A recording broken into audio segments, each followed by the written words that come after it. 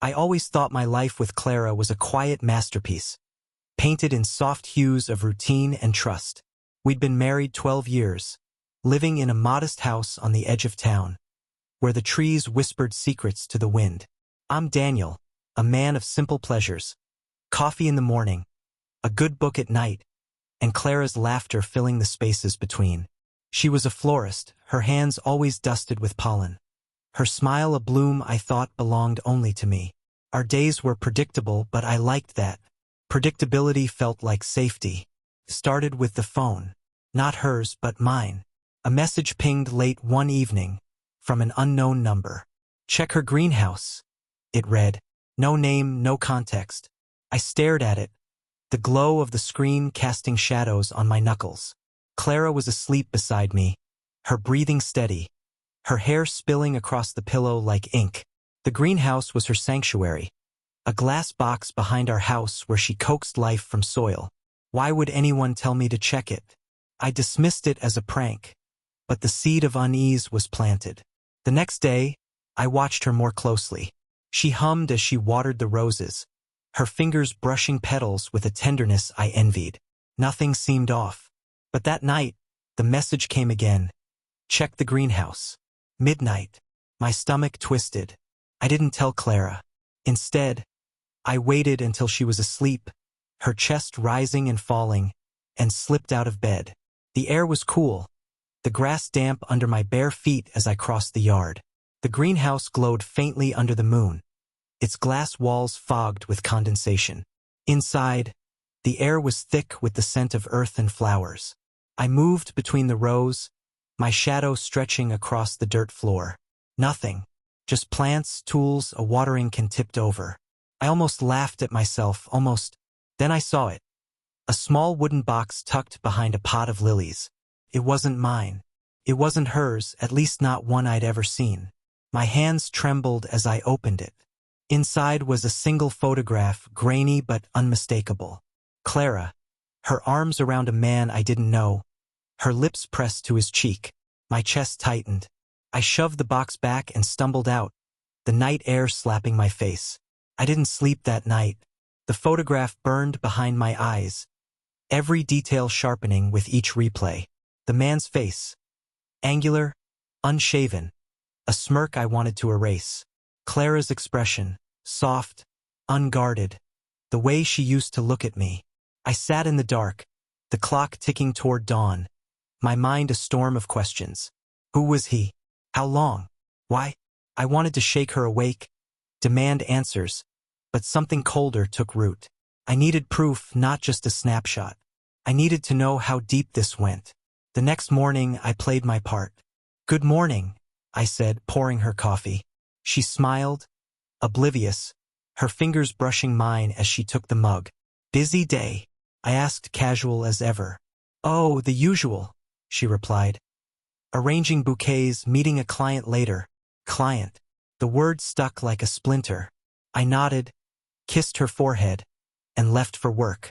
But I didn't go far. I parked down the street, watching the house, waiting. At noon, she left, her car winding toward town. I followed, keeping my distance. She didn't go to the flower shop. Instead, she pulled into a diner on the outskirts, a place we'd never been. I parked across the lot, my hands gripping the wheel. Through the window, I saw her slide into a booth. Then he appeared, the man from the photo.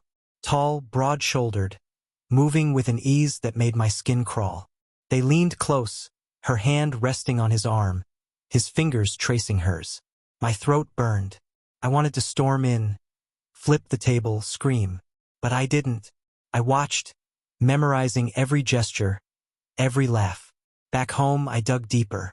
Her phone was locked, but her laptop wasn't. Late that night, while she showered, I scrolled through her emails. Buried in a folder labeled Invoices, I found it. Messages, dozens of them, signed T. Sweet words, plans to meet, a language of intimacy that wasn't mine. Can't wait to see you, one read. You're my escape, said another. My escape. The phrase echoed, a knife twisting. I closed the laptop, my reflection staring back from the screen, hollow, betrayed.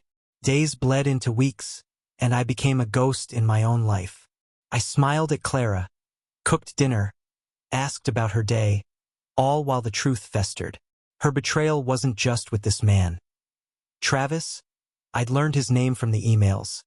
It was something stranger, something I couldn't yet grasp. The greenhouse became my obsession.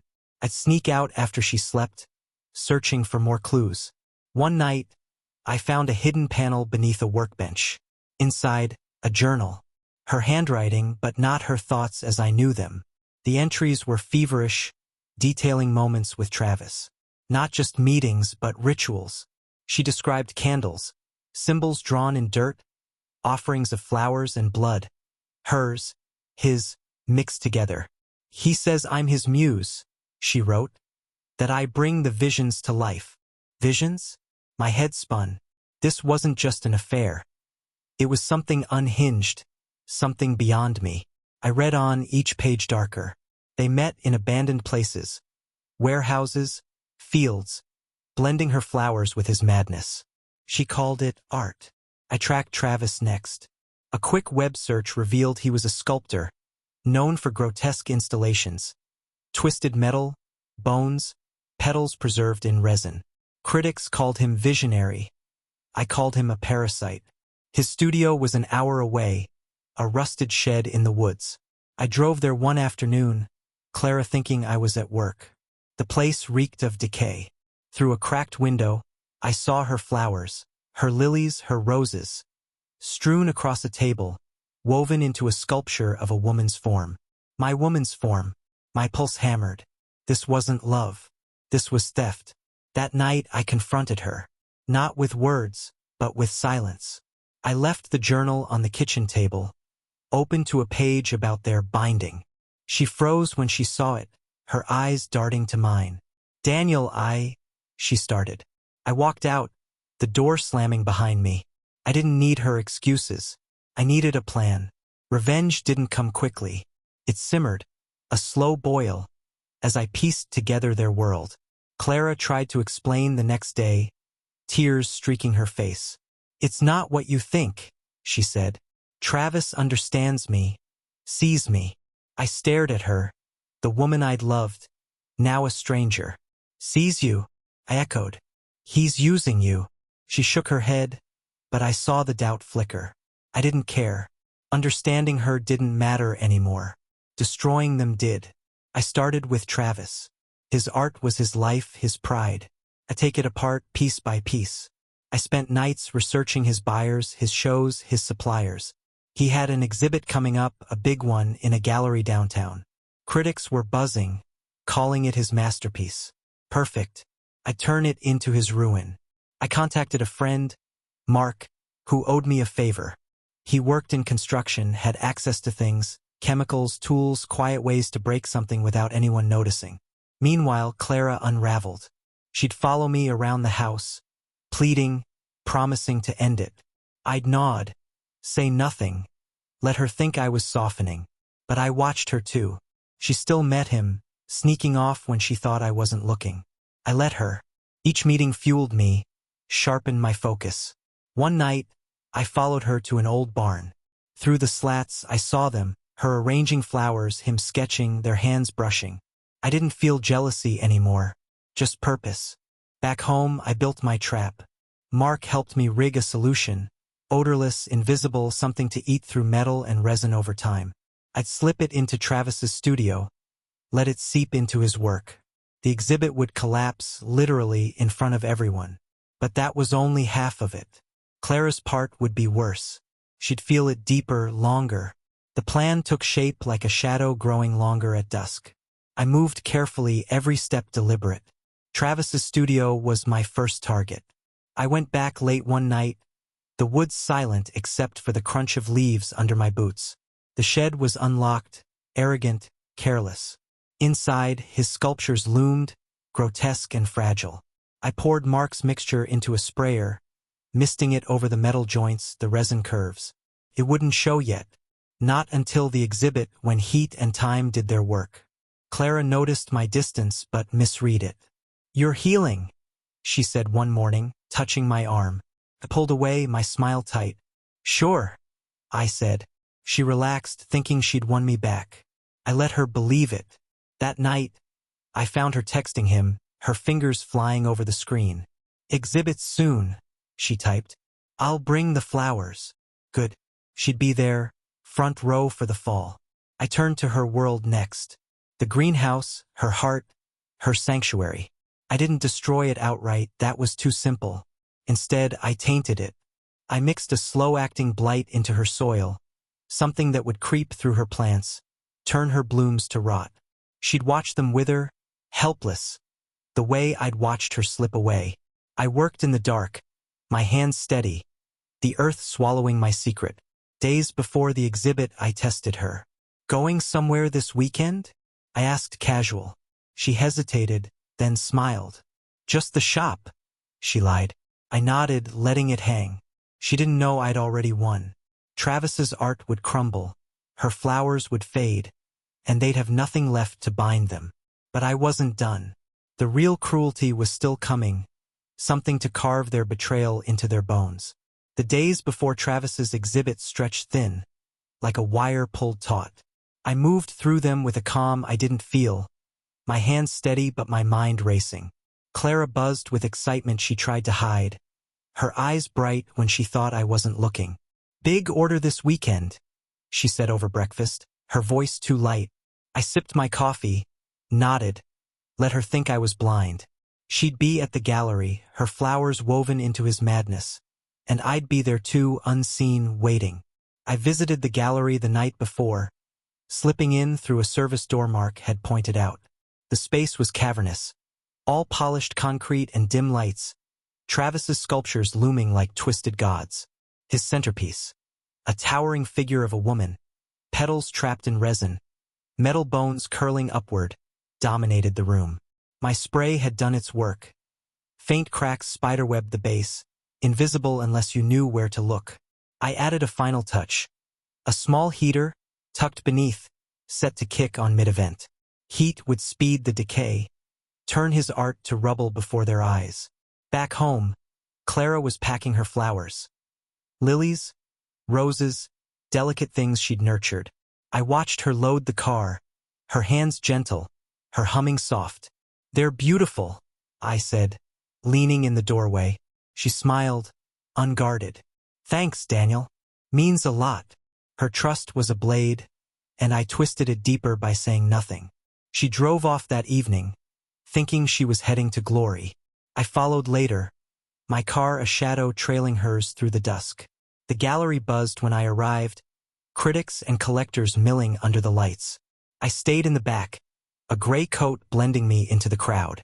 Clara stood near the front, radiant in a green dress, her flowers crowning Travis's work. He was beside her, all swagger and charm, shaking hands, soaking in praise. I waited, my pulse a slow drum.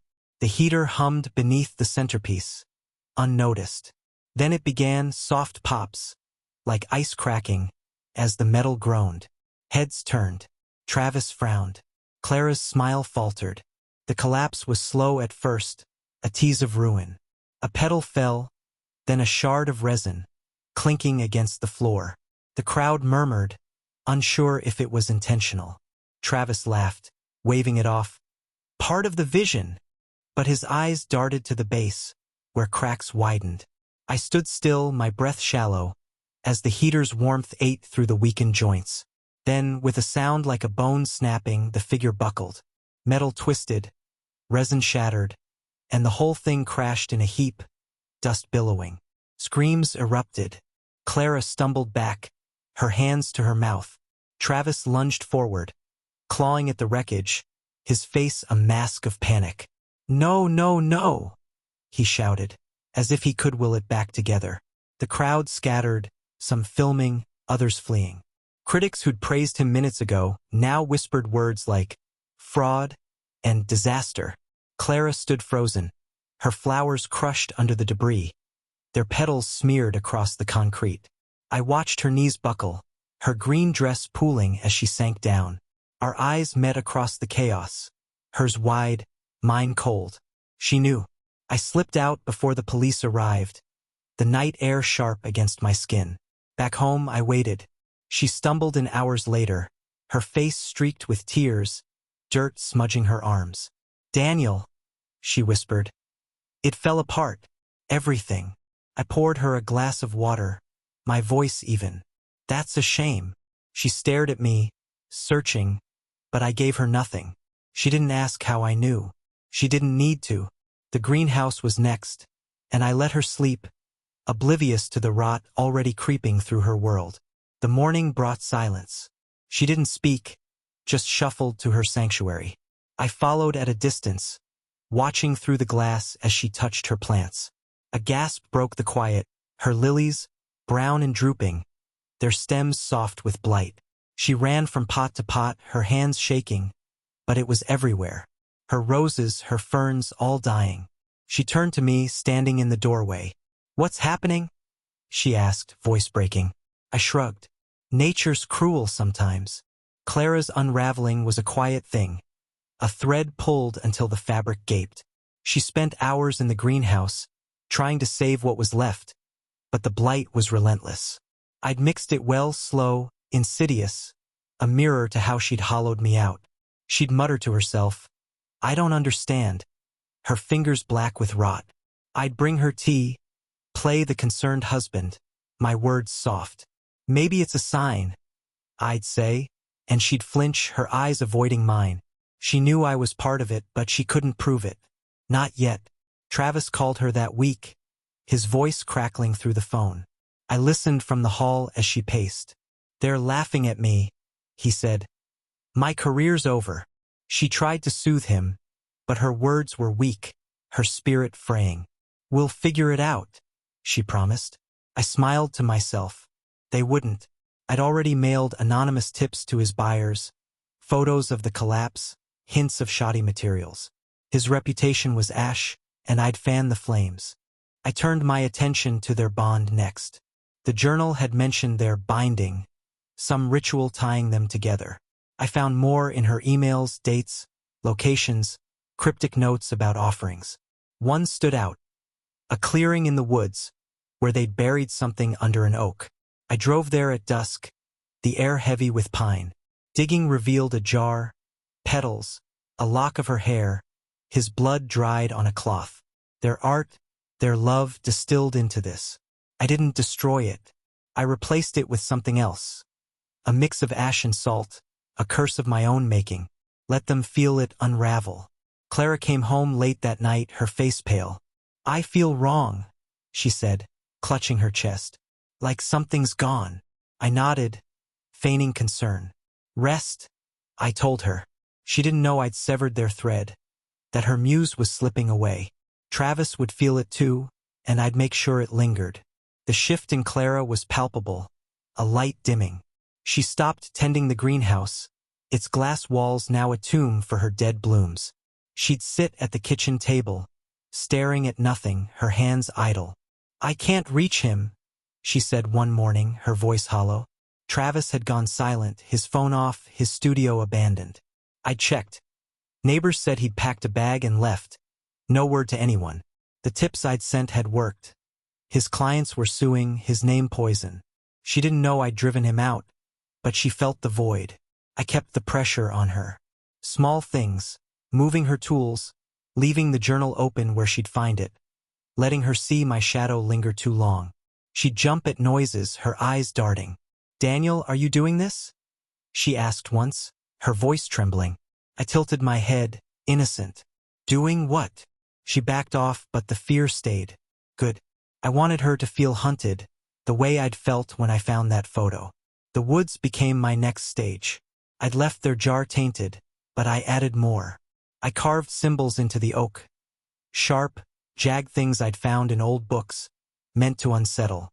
I scattered ash around the clearing, a ring of ruin.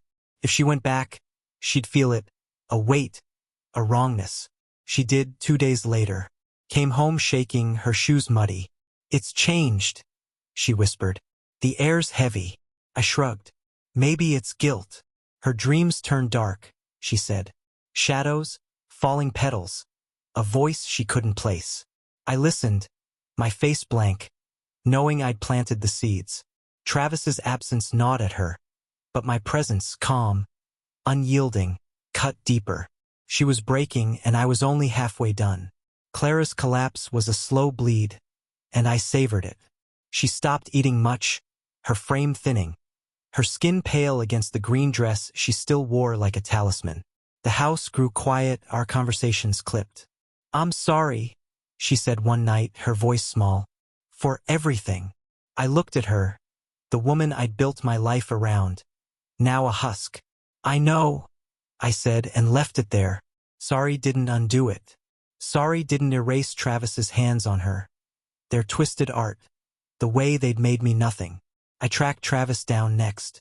He'd holed up in a cheap motel 2 towns over, licking his wounds. I watched him through binoculars. Unshaven, pacing, a man unmoored. His sculptures were gone, sold off or scrapped, his name a punchline. I could have stopped there, let him rot in obscurity, but that wasn't enough. I mailed him a package, no return address, just a box. Inside, photos of the clearing, the jar, the symbols I'd carved. A note, "She's mine again." Let him wonder, let him squirm. Clara found the journal missing that week.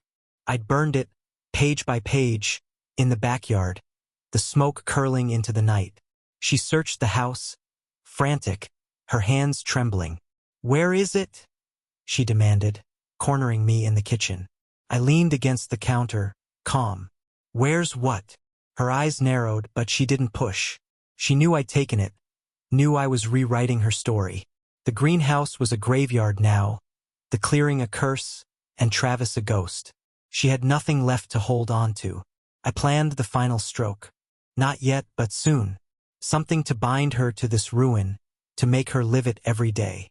I'd take her hands, those hands that touched him, that grew her flowers, and turn them against her.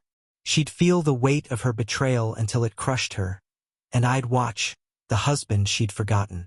Clara's world was a shell now, and I was the one hollowing it out.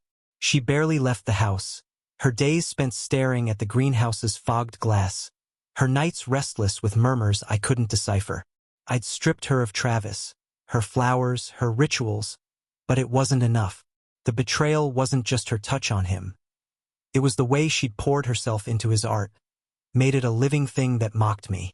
I'd destroy that too, and I'd make her carry the wreckage. I started with her hands. Those hands that had caressed him, arranged her blooms, written her secrets. They were her tools, her identity. I found a way to turn them against her. Mark, my friend with the quiet skills, knew a guy who dealt in rare compounds. Nothing lethal, nothing crude. Just a resin, slow to act, that would stiffen skin over time. I mixed it into her lotion, the one she used every night, her ritual of care. Odorless, subtle.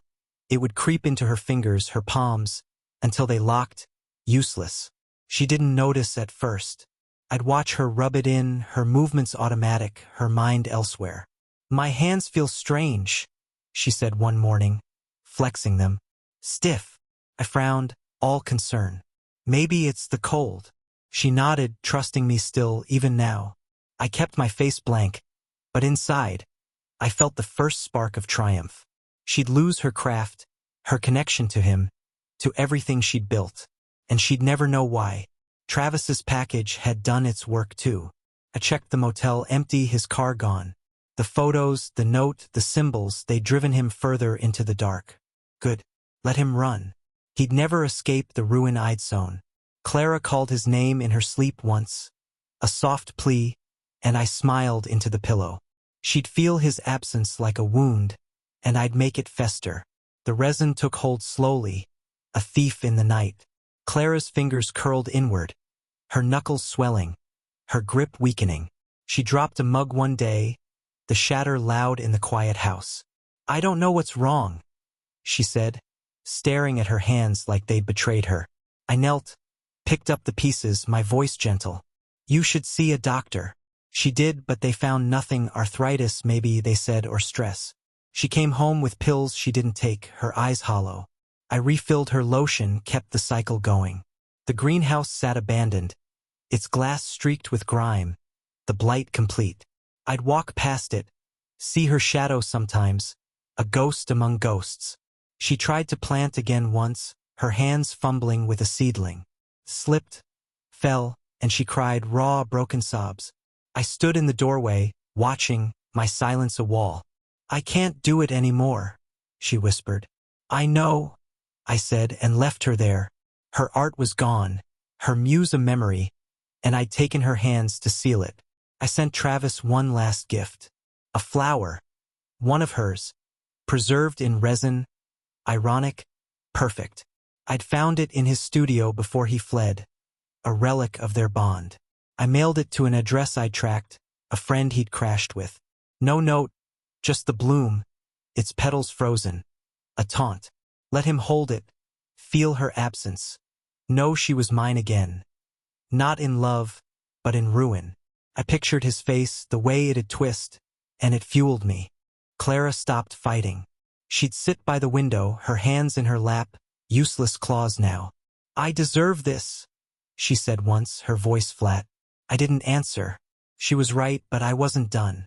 The final piece was coming, something to etch this into her soul, to make her live it every day. I'd bind her to the betrayal, turn her into the art she'd chased. Her hands were stone now, rigid and pale, a sculptor's nightmare. She couldn't hold a spoon, couldn't brush her hair. I'd help her, my touch clinical, my words sparse. "Let me," I'd say, feeding her soup, her eyes avoiding mine. She'd stopped asking why, stopped searching for answers. The lotion sat untouched. She'd thrown it out, suspecting something, but too late. The damage was done, her fingers a monument to her choices. I turned to the house next. Our home, once warm, now a canvas for my revenge. I'd kept one of Travis's sketches, found in the studio, a rough outline of her, petals falling from her form. I enlarged it, had it printed on thin glass, fragile and sharp. I hung it in the living room, where the morning light would catch it, cast her shadow across the walls. "What's that?" she asked, her voice trembling when she saw it. "A gift," I said, my tone flat.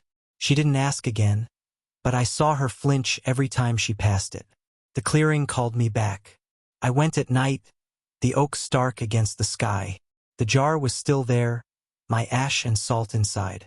I dug deeper, buried something new. A lock of her hair, stolen from her brush, wrapped in one of his sketches. I poured resin over it, let it harden, a seal on their ruin. The symbols I'd carved glowed faintly in the moonlight, a circle of spite. She'd feel it, I knew. Some thread of her still tied to that place, now poisoned. Clara grew quieter, a specter in her own life. She'd stare at the glass sketch, her hands useless in her lap, and I'd watch, waiting. The final act was near, a cruelty so deep it'd outlast us both. I'd make her the centerpiece, not of his art, but of mine. A living echo of what she'd done. The glass sketch was just the beginning. I built more mirrors, frames, panels, each etched with fragments of her and Travis, their moments stolen from the journal, the emails, the photo. I placed them everywhere. The kitchen, the bedroom, the hall. She couldn't escape her reflection, twisted into their story. "Why are you doing this?" she whispered one night, her voice cracking as she faced a mirror with her face in petals. "To remember," I said, and walked away. She didn't argue. She couldn't. Her hands worsened, the resin's work complete. They curled into fists she couldn't open, skin tight and shiny, like polished stone. She'd sit, staring at them, tears pooling but not falling. I'd catch her trying to move them. A twitch, a groan, and I'd feel nothing. She'd taken my trust, my peace. I'd taken her craft, her freedom. The house became her prison. Every surface a reminder, every glance a cut. I heard from Mark. Travis had surfaced, a wreck, begging for work in a city far off. The flower I'd sent had broken him, Mark said. He'd smashed it, cut his hands, ranted about curses. I smiled. He'd carry her too, in his own way, a wound that wouldn't heal. Clara didn't know, didn't need to. Her world was here, shrinking, and I was its architect. The final piece took shape in my mind. I'd make her live it, not just see it. I ordered a custom chair, wood and resin, carved with their symbols, her flowers, his lines. It'd be her throne, her cage. I'd place it by the window, where she'd sit, her hands locked, her eyes on the greenhouse's corpse. She'd be the art now, a sculpture of betrayal, and I'd keep her there, alive, aware, until time took her. The chair arrived, a dark thing, its arms studded with resin petals, its back etched with their names. Clara, Travis, twined in thorns. I set it by the window, the greenhouse framed beyond, its glass dull with neglect. Sit, I told her one morning, my voice steady. She looked at it. Then me, her eyes wide with something like dread. Daniel, please, she said. But I guided her, my hands firm on her shoulders. She sank into it, her stiff fingers resting on the arms, her body small against the carvings. I adjusted the mirrors, angled them so she'd see herself. Her face, her hands, the glass sketch. Everywhere she looked. The light shifted, casting her shadow across the room. A fractured thing. She didn't move, didn't speak, just sat, her breath shallow. I stood behind her, silent, watching. This was it, the end of my revenge, the beginning of her sentence. She'd live here, in this chair, surrounded by her choices, her body a relic of what she'd done. Days passed, then weeks. She'd sit there, hours bleeding into each other, her eyes dulling. I'd bring her food, water, help her when she couldn't manage, but I never softened. You made this, I'd say if she whimpered, and she'd nod, accepting. The house grew still, a museum of her ruin, and I lived in it, the curator of her fall. Travis faded from the world, a rumor of a man broken, and I let him go. He didn't matter anymore. She did. One night, she spoke, her voice a rasp. I loved you once. I looked at her, the woman I'd loved, now a statue in my design. I know, I said, and turned away. She'd stay there, bound to the chair, the mirrors, the memories, until her last breath. And I'd watch, the husband she'd lost, the artist she'd never seen coming, my revenge complete in her quiet, endless decay.